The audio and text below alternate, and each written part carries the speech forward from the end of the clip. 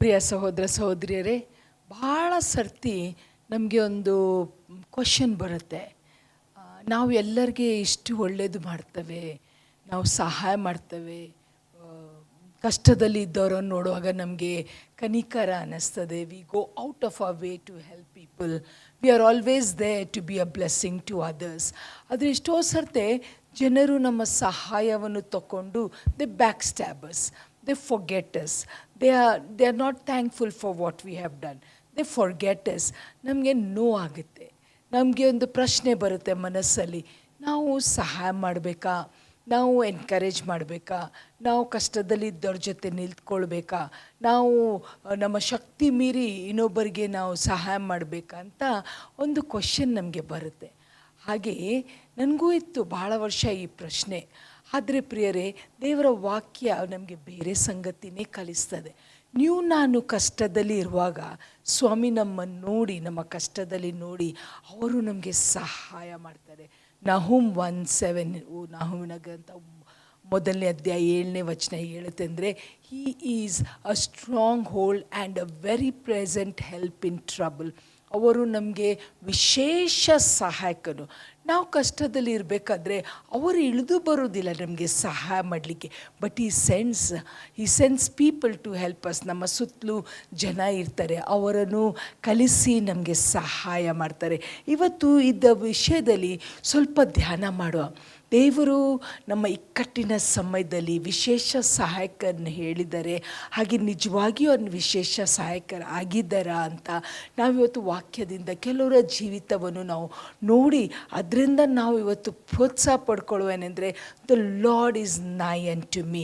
ನನ್ನ ಕಷ್ಟ ಸಮಯದಲ್ಲಿ ಸ್ವಾಮಿ ನನಗೆ ವಿಶೇಷ ಸಹಾಯಕರು ಅಂತ ವಾಕ್ಯದಿಂದ ಧ್ಯಾನ ಮಾಡೋಕ್ಕಿಂತ ಮುಂಚೆ ಪ್ರಾರ್ಥನೆ ಮಾಡೋ. ದೇವರೇ, ಈ ವಾಕ್ಯ ಮೂಲಕ ನನ್ನನ್ನು ಸಹ ಕಟ್ಟು ಅಂತ ನಾನು ಪ್ರಾರ್ಥಿಸ್ತೇನೆ. ನನಗೂ ಸಹ ಸ್ವಾಮಿ ವಾಕ್ಯ ಮೂಲಕ ಮಾತಾಡ್ರಿ, ನನಗೆ ನಿಮ್ಮ ವಾಕ್ಯ ಮೂಲಕ ನನಗೆ ಧೈರ್ಯ ಬರಲಿ, ನಂಬಿಕೆ ಬರಲಿ ಅಂತ ಪ್ರಾರ್ಥನೆ ಮಾಡುವ. ತಂದೆಯಾದ ದೇವರೇ, ಇನ್ನೊಂದಾವರ್ತೆ ಸ್ವಾಮಿ ಈ ಸಮಯ ಕೊಟ್ಟದಕ್ಕೆ ಸ್ತೋತ್ರಸ್ಕರ್ತನೆ. ಇವತ್ತು ಈ ಸೋಷಿಯಲ್ ಮೀಡಿಯಾ ಮೂಲಕ ಎಷ್ಟೋ ಜನರು ಕರ್ತನೆ ನಿಮ್ಮ ವಾಕ್ಯವನ್ನು ಕೇಳುವಂಗೆ ನೀವು ಬಾಗಿಲುಗಳನ್ನು ತೆರೆದಿದ್ದೀರಿ, ಮನಗಳನ್ನು ತೆಗೆದಿದ್ದೀರಿ ಅಂತಕ್ಕೆ ಸ್ತೋತ್ರ ಸಲ್ಲಿಸ್ತೇವೆ. ಇವತ್ತು ಸಹ ಸ್ವಾಮಿ ಬೇರೆ ಬೇರೆ ಬೇರೆ ಬೇರೆ ಕಡೆಯಲ್ಲಿ ಸ್ವಾಮಿ ಅನೇಕ ಜನರಿಗೆ ವಾಕ್ಯ ಸಿಗ್ತಾ ಇದೆ, ನಾವು ಸ್ತೋತ್ರ ಸಲ್ಲಿಸ್ತೇವೆ ಸ್ವಾಮಿ. ಇವತ್ತು ಸಹ ನಾವು ವಾಕ್ಯವನ್ನು ಧ್ಯಾನ ಮಾಡುವಾಗ ಕುಂದಿ ಹೋದ ಮನಸ್ಸಿಗೆ ಹೊಸ ಚೈತನ್ಯ ಸಿಕ್ಕಲಿ. Lord, those who are depressed, those who are worn out, those who are on the way of giving up, lord let them receive new strength from your word, because your word has life and it creates life in us. ಈ ವಾಕ್ಯ ಧ್ಯಾನ ಮಾಡುವಾಗ ನಮ್ಮನ್ನು ಸ್ವಾಮಿ ವಾಕ್ಯದಿಂದ ತುಂಬಿಸಿ ಸ್ವಾಮಿ ನಿಮ್ಮಲ್ಲಿ ನಾವು ಜೀವಿಸುವಂಗೆ ಕೃಪೆ ಕೊಡಬೇಕಂತ ಯೇಸು ನಾಮದಲ್ಲಿ ಪ್ರಾರ್ಥಿಸ್ತೇವೆ ತಂದೆಯಾದ ದೇವರೇ, ಆಮೇನ್. ಪ್ರಿಯ ಸಹೋದರ ಸಹೋದರಿ, ನಾನು ಹೇಳಿದಂಗೆ ನಾವು ಇಷ್ಟೋ ಸರ್ತೆ ಸೋತು ಹೋಗಿರ್ತೇವೆ. ನಾವೊಂದು ತೀರ್ಮಾನ ಮಾಡ್ತೇವೆ, ನಾವು ಯಾರಿಗೆ ಸಹಾಯ ಮಾಡೋದು ಬೇಡ, ಯಾರಿಗೆ ಪ್ರೋತ್ಸಾಹ ಮಾಡೋದು ಬೇಡ. ಹಾಗೆ ಒಂದು ಕತೆ ನಾನು ಓದಿದ್ದೆ. ಒಬ್ಬ ಮನುಷ್ಯ, ಅವನ ಹೆಸರು ಮಿಸ್ಟರ್ ವಿಲಿಯಮ್ ಅಂತ. ಹಿ was a very good man, a very helpful man. ಆ ಊರಿಂದ ಜನರಿಗೆ ಒಂದು ಗೊತ್ತಿತ್ತು, ಯಾರಿಗೆ ಆದರೂ ಏನಾದರೂ ಸಹಾಯ ಬೇಕೆಂದರೆ you should go to this man, he is there to help ಅಂತ. ಎಲ್ಲ ಜನರಿಗೆ ಅವನು ಸಹಾಯ ಮಾಡ್ತಿದ್ದ, ಬಟ್ ಅವನಿಗೆ ರಿಟರ್ನ್ ಎಂದು ಸಹಾಯನೇ ಬರ್ತಾ ಇರಲಿಲ್ಲ. He was helping people, going out of his way, being there for them, encouraging them. Financially ಆಗಿರ್ಬೋದು, ಫಿಸಿಕಲ್ ನೀಡ್ ಇದ್ದರು, ಯಾವುದೇ ಒಂದು ಕೆಲಸಕ್ಕೆ ಜನ ಬೇಕಿದ್ರೆ ಅಲ್ಲಿ ಹೋಗಿ ಕೆಲಸ ಮಾಡ್ತಾಯಿದ್ರು. ಯಾರೋ ಹಾಸ್ಪಿಟ್ಲಲ್ಲಿ ಅಡ್ಮಿಟ್ ಆದರೆ ಅವರನ್ನು ಹೋಗಿ ವಿಸಿಟ್ ಮಾಡೋದು, ಯಾರ ಮನೇಲಿ ಗ್ರೋಸರಿ ಇಲ್ಲ ಅಂದರೆ ಅವ್ರಿಗೆ ಹೋಗಿ ಗ್ರೋಸರಿ ತೊಗೊಂಡು ಬಂದು ಕೊಡೋದು. He was doing so much of good work and helping people. ಆದರೆ ಎಷ್ಟೋ ಜನರು ಅವನ ಕಡೆಯಿಂದ ಸಹಾಯ ತಗೊಂಡು ಅವನನ್ನು ಮರೆತು ಬಿಡ್ತಾಯಿದ್ರು. ಅವರ ಕಷ್ಟದಲ್ಲಿ ಅವನ ಹತ್ರ ಬರ್ತಾಯಿದ್ರು, ಆಮೇಲೆ ಅವನ ವಿಷಯದಲ್ಲಿ ಸಂಪೂರ್ಣವಾಗಿ ಅವನು ಎಕ್ಸಿಸ್ಟೇ ಆಗಿಲ್ಲ, as if he didn't exist, ಆ ಥರ ಬಿಹೇವ್ ಮಾಡುವರು. ಭಾಳ ವರ್ಷ ಆದ ಮೇಲೆ ಅವ್ರು ಸೋತು ಹೋಗಿಬಿಟ್ಟ. He said, lord, All these years I have helped people. I was there for them. But whenever I am in need of an encouraging word, or I am in need of some help, or I am in need of a company, ನನಗೆ ಯಾರೂ ಇಲ್ಲ ಅಲ್ಲ ಅಂತ ಹೇಳಿ ಭಾಳ ಬೇಸರ ಮಾಡ್ಕೊಳ್ತಾ ಇದ್ದ. ಒಂದು ಸರ್ತಿ ಅವನಿಗೆ ಜೀವನದಲ್ಲಿ ಭಾಳ ಒಂದು ಅಗತ್ಯ ಬಂತು. He was very much in need. He thought that the people whom he helped will come forward to help him. ಆದರೆ ಯಾರೂ ಬಂದಿಲ್ಲ. ಒನ್ ನೈಟ್ ಅವನು ಹೀಗೆ ಬೇಸರಕೊಂಡು ಅವನ ಮನೇಲಿ ಕೂತಾಗ ಒಂದು ಫೋನ್ ಕಾಲ್ ಬಂತು. He got one phone call. ಆ ದಿನಗಳಲ್ಲಿ ಮೊಬೈಲ್ಸ್ ಇರಲಿಲ್ಲ, ಸೊ ಇಟ್ ವಾಸ್ ಲ್ಯಾಂಡ್ಲೈನಲ್ಲಿ ಅವ್ನು ಮಾತಾಡಿದಾಗ ಆ ಕಡೆಯಿಂದ ಒಬ್ಬರು ಹೇಳಿದರು, is this mister William? He said, yes, I am mister William. He said, I don't think so that you remember me, because many years back I met you ಅಂತ ಹೇಳಿದರು. ಈ ಮನುಷ್ಯ ಮೊದಲೇ ಸೋತು ಹೋಗಿದ್ದ. ಇವನಿಗೆ ಒಂದು ಗೊತ್ತಿತ್ತು ಅಂದರೆ, ಎಷ್ಟೋ ಜನರು ನನ್ನ ಜೀವನದಲ್ಲಿ ಬಂದರು ಹೋದರು, ಯಾರು ಅಂತ ಗೊತ್ತಿಲ್ಲ. ಬಟ್ ಆ ಮನುಷ್ಯ ಫೋನಲ್ಲಿರುವವರು ಹೇಳಿದರು, I want to come and see you. ನಾನು ನಾಳೆ ನಿಮ್ಮನ್ನು ಬಂದು ಭೇಟಿ ಆಗ್ತಾನೆ, ನನಗೆ ನೀವು ಮೀಟ್ ಆಗಬೇಕು ಅಂತ. ಸೊ ಈ ಸೈಡ್ ಓಕೆ, ನಾನು ಮನೆಯಲ್ಲೇ ಇರ್ತಾನೆ, ಬಂದು ಭೇಟಿಯಾಗ್ರಿ ಅಂತ. ಸೊ ಸಾಯಂಕಾಲ ಸಮಯದಲ್ಲಿ ಆ ಮನುಷ್ಯ ಬಂದು ಇವರನ್ನು ಮಿಸ್ಟರ್ ವಿಲಿಯಮನ್ನು ಭೇಟಿಯಾಗಿ ಒಂದು ದೊಡ್ಡ ಪ್ಯಾಕೆಟ್ ಕೊಟ್ಟರು. ಆ ದೊಡ್ಡ ಪ್ಯಾಕೆಟ್ ಕೊಟ್ಟು, ದಿಸ್ ಈಸ್ ಫಾರ್ ಯು. ನೀವು ಮರ್ತಿರಬೇಕು, ಭಾಳ ವರ್ಷಗಳ ಹಿಂದೆ ನನಗೆ ಭಾಳ ಕಷ್ಟ ಇತ್ತು. ನಾನು ಈ ಊರಲ್ಲಿ ಇರಬೇಕಾದ್ರೆ ನನ್ನ ಬಿಸ್ನೆಸ್ ಕಂಪ್ಲೀಟ್ಲಿ ಫೇಲ್ ಆಗಿತ್ತು. ಆ ಸಮಯದಲ್ಲಿ ನೀವು ನಿಮ್ಮ ಹತ್ರ ಇದ್ದ ಕೋಳಿಗಳನ್ನು ಮಾರಿ ಅದು ಬಂದ ಹಣ ನನಗೆ ಕೊಟ್ಟು ನನಗೆ ಬಿಸ್ನೆಸ್ಗೆ ನೀವು ಎನ್ಕರೇಜ್ ಮಾಡಿದ್ರಿ.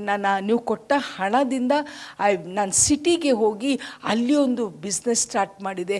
ಅದು ಕಷ್ಟ ಆಯಿತು in the beginning, but it flourished. ನಾನು ನಿಮ್ಮನ್ನೆಂದೂ ಮರ್ತಿಲ್ಲ, ನೀವು ಮಾಡಿದ ತ್ಯಾಗ ನಾನು ಎಂದೂ ಮರ್ತಿಲ್ಲ.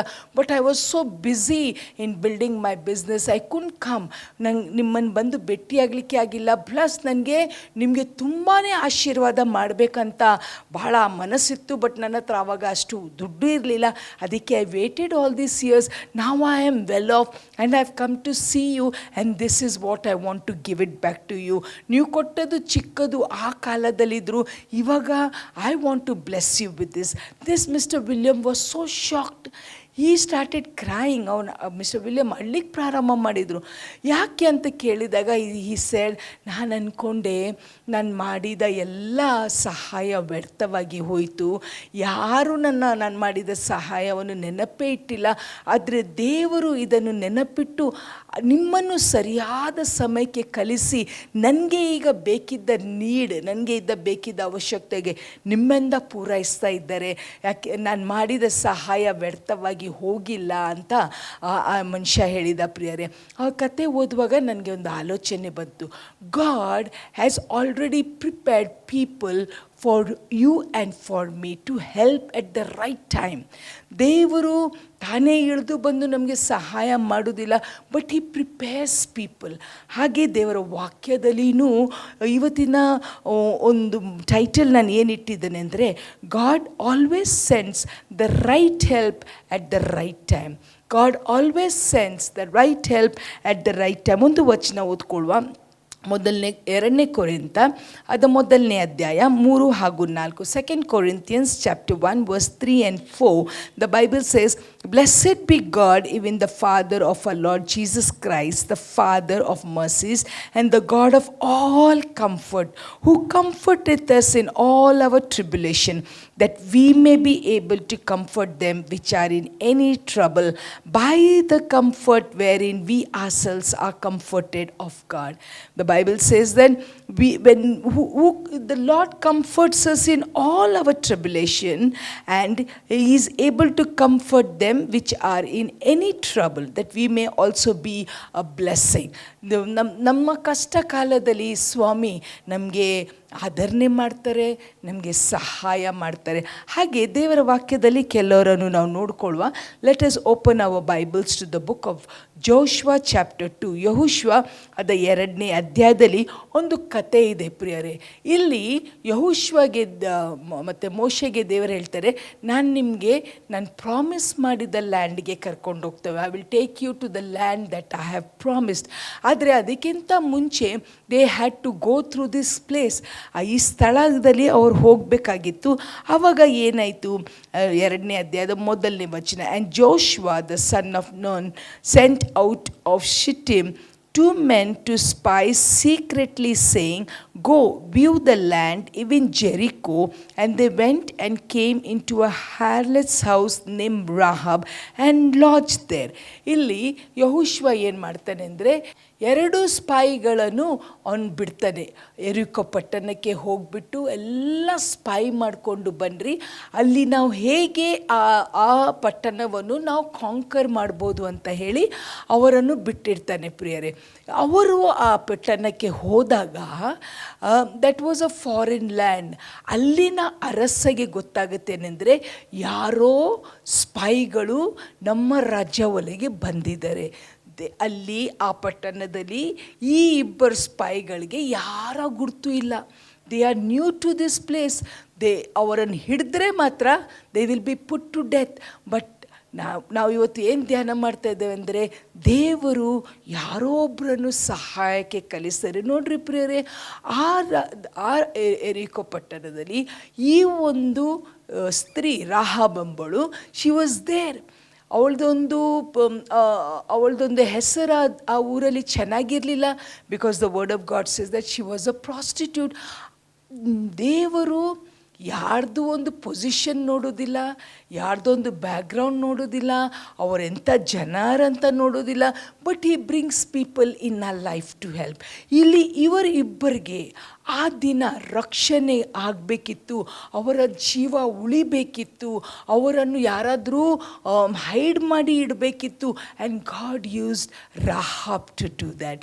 ಇವರಿಗೆ ಆಶ್ಚರ್ಯ ಆಗಿರ್ಬೋದೇನೆಂದರೆ there is nobody to help us at this point ಅಂತ ಅವರು ಯೋಚನೆ ಮಾಡಿದರು. ಅವರ ಆ ಊರನ್ನು ಎಂಟರ್ ಮಾಡಿ they went directly into Rahab's house. And there Rahab says that ನಾನು ನಿಮ್ಮ ದೇವರ ಬಗ್ಗೆ ಕೇಳಿದ್ದೇನೆ, ನನಗೆ ನಿಮ್ಮ ದೇವರು ಮಹತ್ ಕಾರ್ಯ ಮಾಡುವ ದೇವರಂತ ಗೊತ್ತಿದೆ, and I am going to help you. ಆಮೇಲೆ 2ನೇ ವಚನ ಏನು ಹೇಳುತ್ತೆ ಅಂದರೆ, and it was told to the king of Jericho saying, Behold, there came men to hither tonight of the children of Israel to search out the country. And the king of Jericho sent unto Rahab, saying, Bring forth the men that are come to thee, which are entered into thine house. And the woman took 2 men and hid them, and said thus, There came men unto me, but I wist not whence they went. And it came to pass about the time of shutting of the gate, when it was dark, that the men went out. Whither the men went, I would not pursue after them quickly, for ye shall overtake them. Hallelujah. ಇಲ್ಲಿ ನಾವು ನೋಡ್ತೇವೇನೆಂದರೆ ರಾಹಾಬ್ಗೆ ಅವರು ಯಾರು ಅಂತ ಗೊತ್ತಿಲ್ಲ. But she knew that these are 2 spies who have come from Israel. ದೇವರ ಜನಾಂಗದಿಂದ ಇವರಿಬ್ಬರು ಬಂದಿದ್ದಾರೆ. She took all the guts, ಅವಳೆಲ್ಲವನ್ನೂ ಧೈರ್ಯದಿಂದ ತಗೊಂಡು ಅವರಿಬ್ಬರನ್ನು ತಮ್ಮ ಮನೆಯಲ್ಲಿ ಬಚ್ಚಿಟ್ಟು, ಅರಸ ಹಾಗೂ ಅರಸನ ಜನರು ಅಲ್ಲಿ ಬಂದು ಕೇಳಿದಾಗ she says, I don't know. ಅವ್ರು ಬಂದರು, ಬಟ್ ಅವ್ರು ಎಲ್ಲಿ ಹೋದರು ಅಂತ ನನಗೆ ಗೊತ್ತಿಲ್ಲ. ಪ್ರಿಯರೇ, this is how god helps us. ಯೋಚನೆ ಮಾಡಿರಿ, ನನ್ನ ಜೀವನದಲ್ಲಿ ಹೀಗೆ ಎಷ್ಟೋ ಜನರು ಬಂದು ಹೋದರು. ನಮಗೆ ಇಕ್ಕಟ್ಟಿನ ಸಮಯ ಇದ್ದಾಗ, ನಾವು ಕಷ್ಟದಲ್ಲಿ ಇರಬೇಕಾದ್ರೆ ನಾವು ಎಷ್ಟೋ ಸರ್ತಿ ಹೇಳ್ತೇವೆ, we have no help. No, God sends somebody to help us. ಇವಳು she didn't belong to Israel. She was not believing in Yehovah, but she had heard. ಅಂಥ ಸಮಯದಲ್ಲಿ ಇವರಿಬ್ಬರನ್ನು ಬಚ್ಚಿಟ್ಟು ಧೈರ್ಯದಿಂದ ಅರಸನ ಮುಂದೆ ಸುಳ್ಳು ಹೇಳಿ she protected them and she made a way of escape for them. ಇವತ್ತು ನಾವೇನನ್ನು ಧ್ಯಾನ ಮಾಡ್ತಾ ಇದ್ದೇವೆ ಏನೆಂದರೆ, God sends the right people at the right time to save us. ನಾವು ಯಾವಾಗಲೂ ಹೇಳೋದು ಬೇಡ ಅಂದರೆ, ನನಗೆ ಸಹಾಯಕ್ಕೆ ಯಾರೂ ಇಲ್ಲ, ನನಗೆ ಯಾರೂ ಸಹಾಯ ಮಾಡೋರಿಲ್ಲ, ಐ ಆಮ್ ಆಲ್ ಅಲೋನ್, ದೇವರು ನನಗೆ ಸಹಾಯ ಮಾಡೋದಿಲ್ಲ. ನೋ, ಜನರು ಮರ್ತಿರ್ಬೋದು, ಜನರು ನಮ್ಮ ಕಡೆಯಿಂದ ಹೆಲ್ಪ್ ತಗೊಂಡು ನಮ್ಮನ್ನು ಬ್ಯಾಕ್ ಸ್ಟ್ಯಾಬ್ ಮಾಡಿರ್ಬೋದು, but God remembers what you have done. ಇಲ್ಲಿ ನಾವು ನೋಡ್ತವೇನೆಂದರೆ ಈ ಸ್ಪೈಸ್ಗೆ ಯಾರೂ ಹೆಲ್ಪ್ ಮಾಡಲಿಕ್ಕೆ, ಅದು ಇಡೀ ಎರಿಕೋ ಪಟ್ಟಣದಲ್ಲಿ ಯಾರೂ ಇಲ್ಲಾದರೂ God raised one woman who didn't have a good reputation. ಅವಳಿಗೆ ಆ ಊರಲ್ಲಿ ಎರಿಕೋ ಪಟ್ಟಣದಲ್ಲಿ ಅವಳಿಗೆ ಒಂದು ಒಳ್ಳೆ ಹೆಸರು ಇರಲಿಲ್ಲ. ಅವಳನ್ನು ನೋಡಿದರೆ ಜನರು ಎಲ್ಲ ಒಂಥರ ಅವಳ ಬಗ್ಗೆ ಯೋಚನೆ ಮಾಡ್ತಿದ್ರು. But God used that lady to save the lives of 2 spies. Hallelujah. ಪ್ರಿಯರೇ, ಇವತ್ತು ಯಾರಾದರೂ ಮನಗುಂದಿದ್ರೆ, let me tell you one thing, God will send the right person at the right time to help you. ನಮಗೆ ಕಷ್ಟದಲ್ಲಿ ಇರುವಾಗ ಸರಿಯಾದ ಸಮಯಕ್ಕೆ ಸರಿಯಾದ ಜನರನ್ನು ಸ್ವಾಮಿ ನಮ್ಮನ್ನು ಕಲಿಸ್ತಾರೆ. ಇಲ್ಲಿ ನೋಡ್ರಿ, ಅವರ ಲೈಫು ಒಂಥರ ಹಿಡಿದು ಬಿಡ್ತಿದ್ರೆ ಅವರ ಲೈಫನ್ನು ಮುಗಿಸ್ಬಿಡ್ತಿದ್ರು. They would have killed him because they were spies who entered Jericho to find out how that country is and what is happening with those people, how they can conquer those people ಅಂತ. ಆದರೆ ಪ್ರಿಯರೇ, ಅದಕ್ಕಿಂತ ಮುಂಚೆನೇ ದೇವರು ಅವರಿಗೆ ಒಂದು ಮಾರ್ಗ ಮಾಡಿದರು. ಇನ್ನೊಬ್ಬರ ವಿಷಯದ ದೇವರ ವಾಕ್ಯದಲ್ಲಿ ನೋಡ್ಕೊಳ್ಳುವ. Let us open our Bibles to the book of Exodus. ನಮಗೆ ಎಲ್ಲರಿಗೂ ಈ ಕತೆ ಗೊತ್ತಿದೆ ಪ್ರಿಯರೇ. Exodus chapter 2. ಎಕ್ಸೋಡಸ್ ವಿಮೋಚನಾ ಕಾಂಡ ಅದ ಮೊದಲನೇ ಅಧ್ಯಾಯಕ್ಕೆ ದೇವರ ವಾಕ್ಯವನ್ನು ನಾವು ತೆರೆಯುವ. ವಿಮೋಚನಾ ಕಾಂಡ ಅದ ಮೊದಲನೇ ಅಧ್ಯಾಯ 15 ಹಾಗೂ 20ನೇ ವಚನ, 15 ಇಂದ 20ನೇ ವಚನ. And the king of Egypt spoke to the Hebrews midwives, of which the name of one was Shiphrah and the name of the other was Puah. And he said, when ye do the office of a midwife to the Hebrew woman and see them upon the stools, if it be a son, then he shall kill him, but if it be a daughter, then she shall live. ಈ ಕತೆ ನಮಗೆ ಗೊತ್ತಿದೆ. ಏನಾಯಿತು, ಐಗುಪ್ತ ದೇಶದಲ್ಲಿ ಇಸ್ರಾಯೇಲಿ ಜನರಲ್ಲಿ ಇರಬೇಕಾದ್ರೆ they started growing, they were multiplying. ಅವರು ಭಾಳವಾಗಿ ಬೆಳೀತಾ ಇದ್ರು. ಅದನ್ನು ನೋಡಿ ಅಲ್ಲಿ ಇರುವ ಫರೋಗೆ ಭಾಳ ಭಯ ಆಯಿತು. ಹೇಗೆ ಇವರ ಸಂತಾನವನ್ನು ನಾವು ನಿಲ್ಲಿಸ್ಬೋದು, ಹೇಗೆ ಇವರ ಗ್ರೋತನ್ನು ನಾವು ನಿಲ್ಲಿಸ್ಬೋದು ಅಂತ ಯೋಚನೆ ಮಾಡಿ ಫರೋ ಒಂದು ಡಿಕ್ರಿಯನ್ನು ಹೊರಗೆ ಬಿಡ್ತಾರೆ. ಅದು ಏನೆಂದರೆ, ಎಲ್ಲ ಗಂಡು ಮಕ್ಕಳು, new born baby boy should be killed. So ಆ ಕಾಲದಲ್ಲಿ ದೇ ಹ್ಯಾಡ್ ಮಿಡ್ವೈಫ್ಸ್. ಅಲ್ಲಿ ಮಿಡ್ವೈಫ್ಸ್ ಇದ್ದರು. ಈಗ ನಮಗೆ ಎಷ್ಟೊಂದು ಹಾಸ್ಪಿಟಲ್ಸ್ ಇದ್ದಾರೆ, ಆವಾಗ ಹಾಗೆ ಇರಲಿಲ್ಲ. ಅವರಿಗೆ ಆವಾಗ ಮಿಡ್ವೈಫ್ಸ್ ಇದ್ದರು. ಸೊ ಆ ಮಿಡ್ವೈಫ್ಸನ್ನು, ಅದೇ ಇಬ್ಬರು ಮಿಡ್ವೈಫ್ಸ್ ಎಲ್ಲ ಕಡೆ ಹೋಗಿ ಡೆಲಿವರಿ ಮಾಡ್ತಾಯಿದ್ರು. ಆವಾಗ ಫರೋ ಅವರಿಗೆ ಹಿಡಿದು ಬಿಟ್ಟು ಹೇಳ್ತಾರೆ, ಗಂಡು ಮಗು ಆದ ತಕ್ಷಣ ಆ ಮಕ್ಕಳನ್ನು ನೀವು ಸಾಯಿಸಬೇಕು ಅಂತ. ನೋಡ್ರಿ ಪ್ರಿಯರೇ, who was Pharaoh at that time? He was all powerful ruler of the entire world. ಇಡೀ ಜಗತ್ತನ್ನು ರೂಲ್ ಮಾಡುವ ಅಧಿಕಾರ ಫರೋದಲ್ಲಿತ್ತು.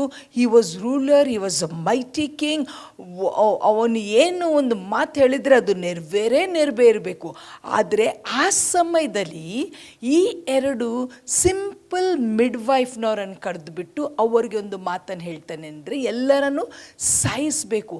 ನೀವು ನಾನು ಆ ಸ್ಥಾನದಲ್ಲಿ ಇರ್ತಿದ್ರೆ we would have obeyed him.